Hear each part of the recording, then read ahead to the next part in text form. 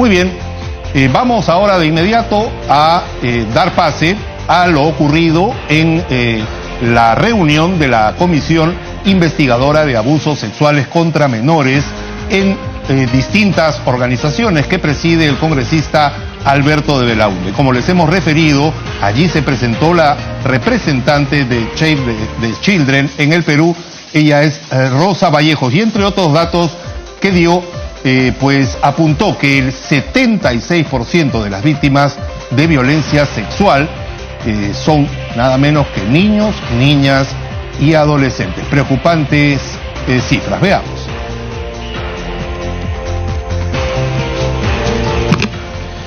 Buenos días, señores congresistas. Siendo las 11:22 de la mañana del día 20 de junio de 2018, se procede a verificar el quórum.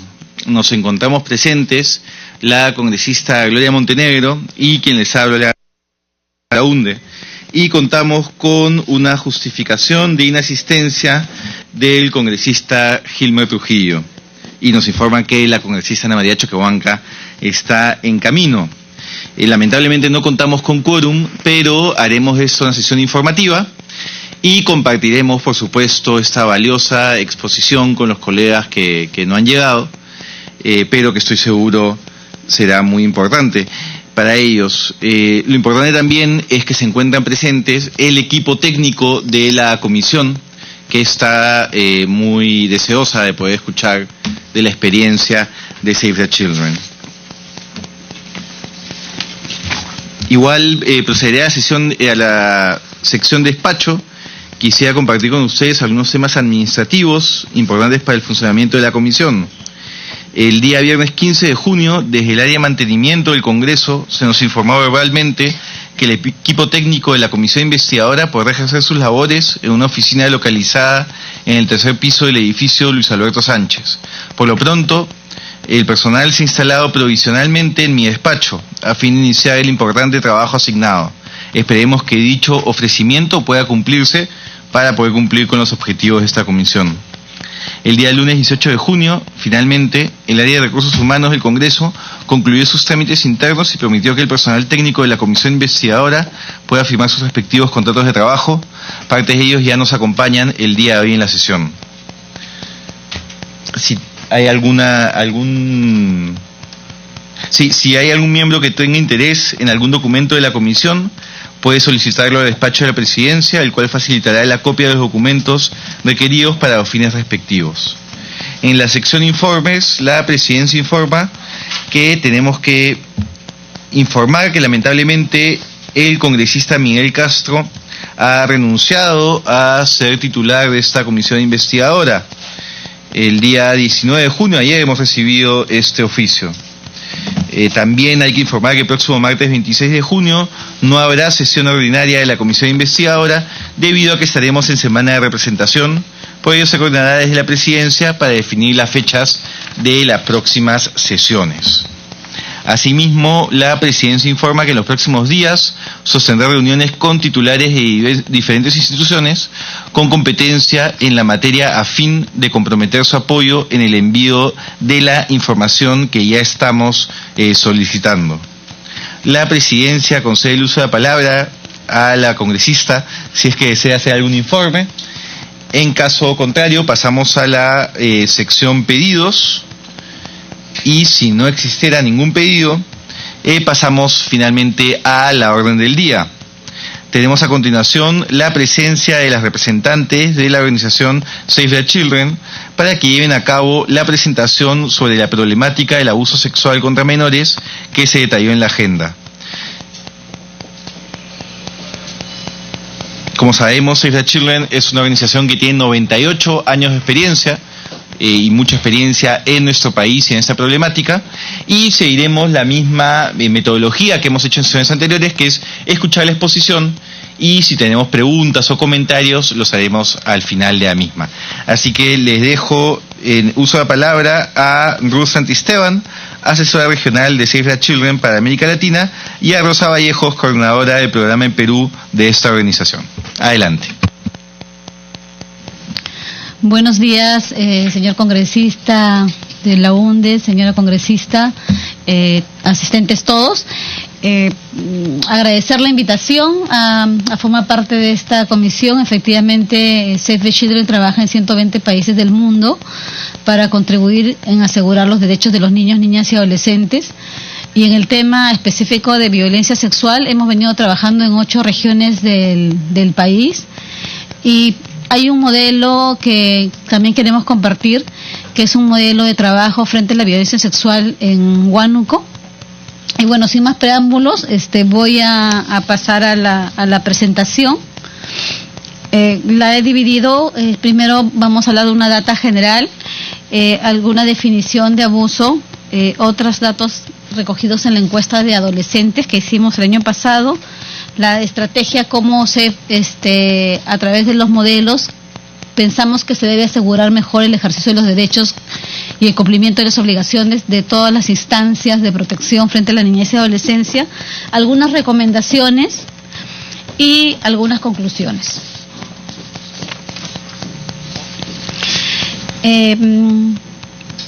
Esther es una adolescente que tuvo su primer hijo a los 13 años, víctima de violación.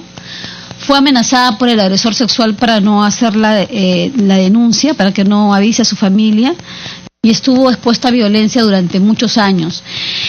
Cuando ella se animó a hacer la denuncia, se hizo la denuncia ante la DEMUNA, pero no hizo la denuncia por violencia sexual, sino para pedir alimentos para su hijo. Sin embargo, tampoco logró asegurar la pensión de alimentos. Esther, de 17 años, ha sido víctima de violencia en 2 oportunidades por parte de un hombre de 36 años de edad.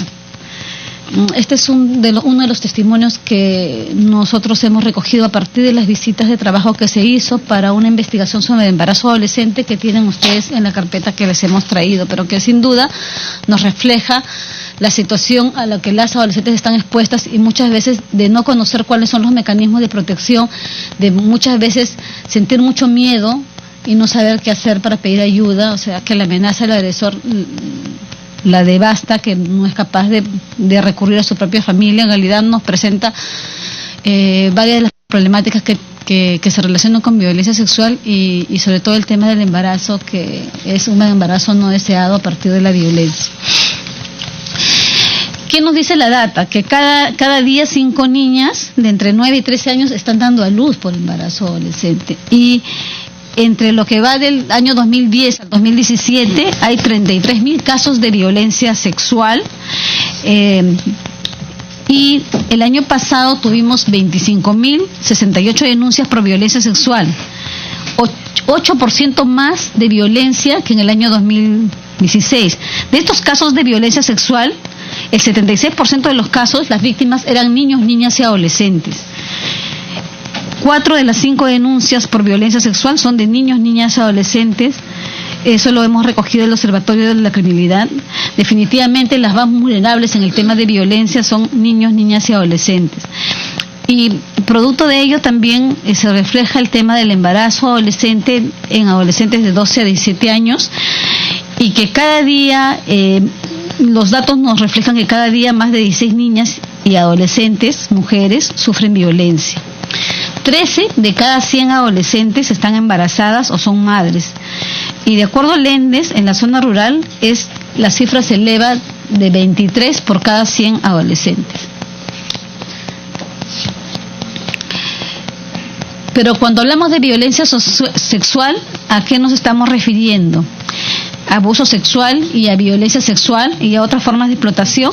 Nosotros hemos recogido de lo que ustedes habían planteado como concepto de violencia sexual, que se define como todo acto sexual, la tentativa de consumarlo, los comentarios o insinuaciones sexuales, las acciones para comercializarlos o utilizarlos sexualmente, o cualquier otro acto análogo a los antes descritos.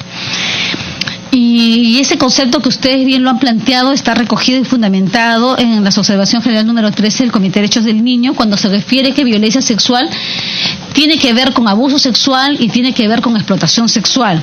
Y en su párrafo 25, como bien lo pueden apreciar, señala la incitación o la coacción para que un niño se dedique a cualquier actividad sexual ilegal o psicológicamente perjudicial, la utilización de un niño con fines de explotación sexual comercial, la utilización de un niño para la producción de imágenes o grabaciones sonoras sonoras de abusos sexuales a niños, la prostitución infantil, explotación sexual diríamos nosotros, la esclavitud sexual, la explotación sexual en el turismo, la industria de viajes, la trata y la venta de niños con fines sexuales y el matrimonio forzado.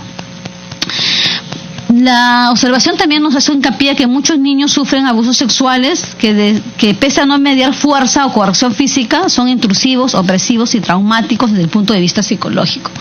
Porque los niños son tan vulnerables que a veces no se están dando cuenta de lo que les está pasando, es un hecho de violencia. Y eso se ve a veces más reflejados en las zonas andinas o en las zonas rurales, donde a veces se normaliza, por ejemplo, el inicio de relaciones sexuales tempranas y forzadas por un adulto, ¿no?, que convence a una adolescente o a una niña para estar con ella. Entonces, ahí por eso es que a veces no cuenta el tema, en el caso de menores de 14 años, si hubo consentimiento o no hubo consentimiento. Y en el caso nuestro tenemos, por ejemplo, en el Código Penal, el delito de violación sexual de menores de 14 años, con penas de 30 años hasta cadena perpetua. Entonces, tenemos sanciones penales elevadas que se asume que garantizan la protección a los derechos de los niños, niñas y adolescentes, pero en la práctica, lamentablemente eso no es así, porque a veces en el proceso se pierde la prueba, no se lleva bien el proceso, los procesos se caen y hay impunidad. Por un lado, de los casos que se denuncian, pero también hay casos que no se denuncian porque hay temor de hacer la denuncia o no asumen de que pueden pedir ayuda y que pueden salir de ese proceso. Entonces, el tema de no dirigir bien un proceso genera mucha impunidad, en muchos casos de mucha impunidad, y sí, hay formas de ir revisando estos procesos, revisando este sistema de protección. Ya la Defensoría del Pueblo hizo un informe hace unos años detectando varios errores que los compartió la sesión pasada la doctora Matilde Coveña, pero sin embargo muchas de las recomendaciones que este informe hizo, que fue en el 2006, no se han cumplido ahora por el Estado para mejorar el sistema de justicia. Y siempre estamos pensando que estableciendo las sanciones penales podemos asegurar que ya no haya más violaciones, y se está descuidando la labor de prevención, que necesita un enfoque más integral para evitar que los hechos sucedan. Si han sucedido, que se sancionen, pero si no han sucedido, trabajar para que ello no ocurra. Entonces, nosotros el año pasado hicimos una encuesta a adolescentes, la encuesta Young Boys, Voces Jóvenes, en todo el país, y llegamos a aplicar la encuesta a 2.617 adolescentes. Entre varones y mujeres casi la cantidad era igual, 75% de la zona urbana, 25% de la zona rural. Llegamos a todos los departamentos. Y algunos datos hemos extractado que creo que tienen que ver con la situación de inseguridad a las que están expuestos los adolescentes, que es bueno tenerlo presente. Por ejemplo, el 27% de adolescentes a veces o nunca se siente seguro dentro de sus propias casas. Entonces, ¿qué está pasando dentro del hogar? Nosotros, los que estamos imbuidos en el tema de violencia, sabemos que el agresor sexual generalmente es un familiar, un conocido, extrañamente es alguien ajeno a los niños, niñas y adolescentes. De igual forma, el 34.6, o sea, el 35% de adolescentes tampoco se siente seguro dentro del aula. Dentro del aula, donde hay un docente, hay un profesor que guía ese desarrollo de clases, el adolescente no se siente seguro. ¿Será porque hay otros adolescentes que lo acosan? ¿O será que es el docente el que lo acosa? ¿No? Entonces ahí hay varias hipótesis que se podrían plantear. También hay un 34% de adolescentes que nunca se siente seguro en el recreo, que es un espacio donde aparentemente hay más niños, hay más adolescentes y es un espacio más abierto, aun cuando la escuela se ha organizado o se debe organizar, eso dicen las normas, para cuidar a los adolescentes y a los niños en el recreo, en la entrada y la salida. Hay un nivel de inseguridad. El 25% se ha sentido presionado en la escuela, casi el 26%, bueno, en su vida, para forzarlos a iniciar a tener relaciones sexuales o a consumir alcohol o a consumir drogas. El 23% ha sido contactado por un adulto en línea para hablar de sexo. el 77% de estos adolescentes no saben a dónde ir cuando se sienten hostigados. Quiere decir que los y las adolescentes no conocen cuál es el sistema de protección más cercano que les puede ayudar para salir de esa situación de hostigamiento. Sumado a la situación propia de los adolescentes, que tiene que ver con su proceso de desarrollo también y con las inseguridades, hay un 44% de adolescentes que se siente triste por periodos de tiempo largo y un 25% que ha huido de su casa o ha sido expulsado de su casa, y que es una situación bastante preocupante. Otro dato que nos llamó la atención y que tiene que ver con el conocimiento y el ejercicio de derechos es que el 38% de adolescentes nunca ha oído hablar sobre la Convención sobre los Derechos del Niño, que en realidad es el instrumento legal más importante en el cual se reconocen sus derechos y se establecen las obligaciones del Estado. Y cuando hicimos un focus group para preguntar si conocían más sobre sus derechos, ellos hablaban mucho de la Declaración Universal de los Derechos del Niño y hablaban que tenían 10 derechos, y eso nos asustó más porque estamos hablando de un instrumento preconvención y una declaración, no la convención que tiene rango de ley. Entonces los profesores asumimos que tampoco conocen porque son los que les enseñan los 10 principios. Y finalmente hay todo un tema de que ellos consideran importante y que también está reconocido como un derecho, el derecho de ellos a ser escuchados. Un 75% de adolescentes considera importante que los políticos, que los tomadores de decisiones los escuchen, porque si van a resolver sobre ellos, que escuchen su voz y qué es lo que ellos demandan y cómo ven el asunto desde su punto de vista, ¿no?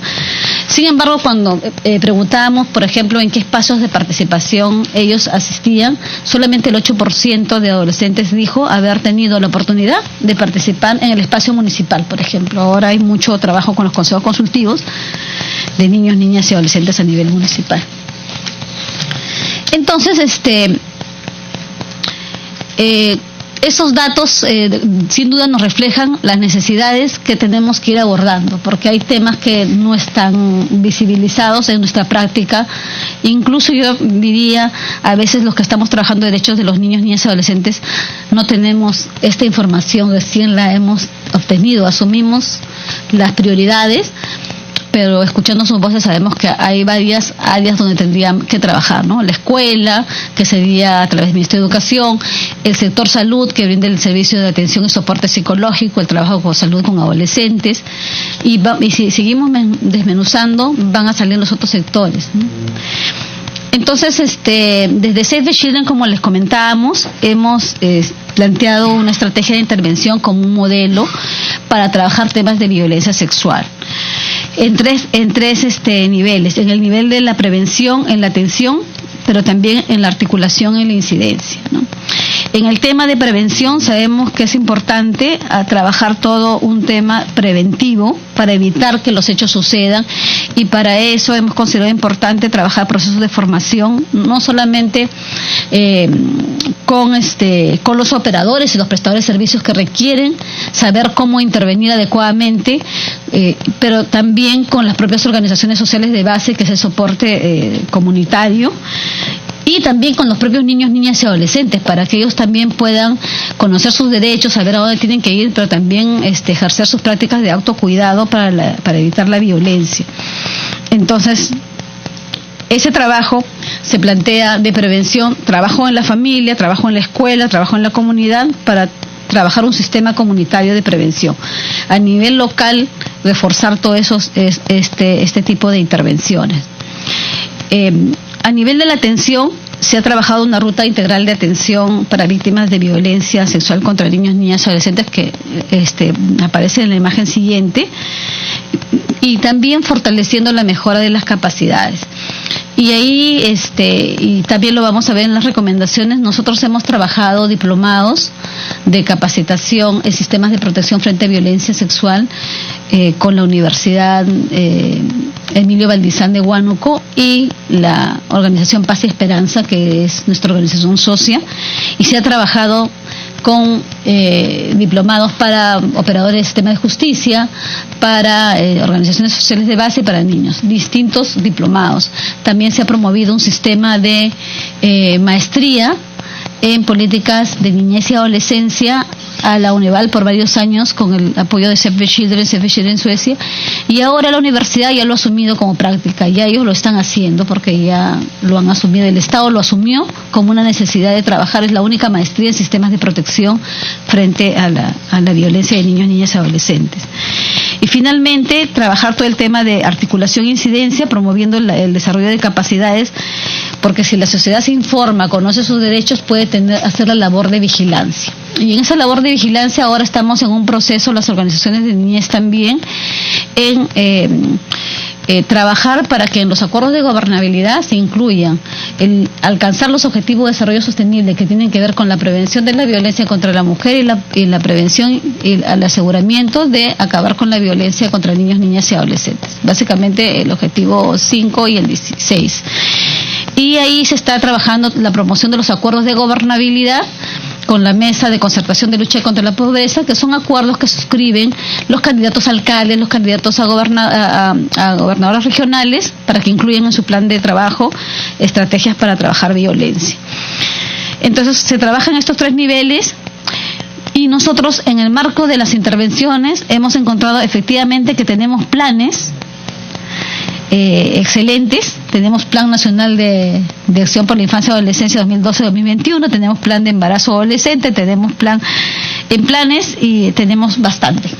Lo que no tenemos es presupuesto para ejecutar cada plan, porque cuando se pide la ejecución del plan, los sectores responden bajo el presupuesto que el sector ha asumido, y de ahí aseguran. Y los que tienen organizado su presupuesto para por ejemplo, intervenir frente al tema de seguridad de educación, y si está articulado un programa presupuestal, todo fluye. Pero si no está articulado un programa presupuestal, las actividades caen. Entonces, actualmente tenemos 2 programas presupuestales, el programa presupuestal 180, que tiene que ver, programa presupuestal 80, de violencia familiar y sexual, a cargo del Ministerio de la Mujer, y específicamente el Viceministerio de la Mujer. Y tenemos otro programa presupuestal, el 117, que tiene que ver con asegurar la situación de los niños en riesgo o desprotección familiar. Entonces, cuando uno quiere demandar recursos y presupuestos para trabajar prevención en violencia, específicamente violencia contra niños, y ahora específicamente violencia sexual, la cifra se va reduciendo si queremos saber cuánto se asigna de presupuesto para niñez. Ya nos lo dijeron en la sesión pasada.